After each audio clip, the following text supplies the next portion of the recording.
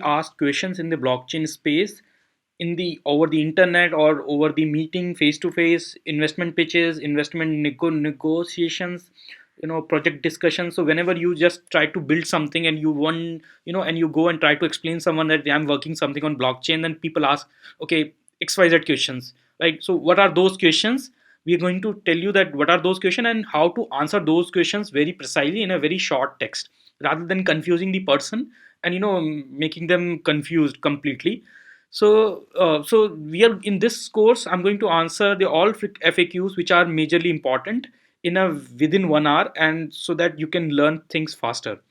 So this is me, your trainer. So I'll be your instructor during the entire course. I'm a technologist, serial entrepreneur, coder, IIT Bombay alumnus, founder, record keeper, a blockchain-based record-keeping technology company. Earlier, I also founded a company called Vigilant, which was a mobile-based application security scanner on cloud. I'm very passionate about the new technology, and I was also the part of the Forbes 30 under 30 list in 2016 for technology. Below are my coordinates. If you have any questions, you can directly reach out to me, or you can ask the questions here also. So, what are the questions we are going to answer? Here are some questions.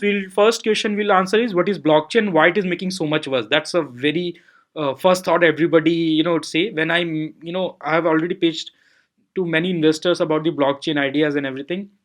They ask, yeah, I heard about blockchain, but what is it exactly? How it makes difference? Who put the money into the blockchain? Or you can say, who added the money into the Bitcoin? Why? How it is being valued properly? These are the basic questions that need to be answered properly. So I'm going to go through these questions one by one. So first question will be, what is blockchain? Why it is making so much buzz? Then we'll talk about what are the differences between Bitcoin and Ethereum, and how the Bitcoin and blockchain is also related. We'll also answer this question here.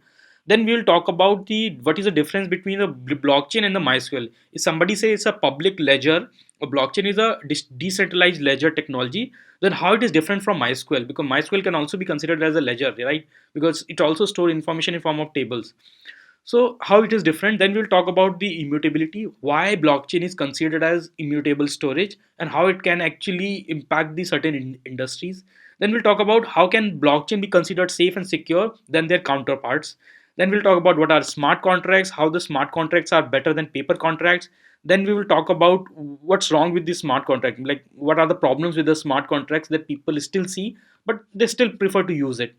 Right. Then we'll talk about what is a decentralized ledger and how what are their different of their types. Then we'll talk about the peer-to-peer centralized and decentralized network means exactly.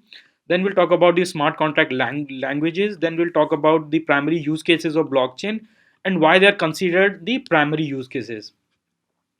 Then we'll jump to the other questions like what is mining, miner, and mining reward and genesis, and what exactly miners do when they do mining into the blockchain. So, what is exactly the meaning of, okay, this miner is actually mining the blockchain, but okay, but what exactly that miner is doing? That's not has been answered properly.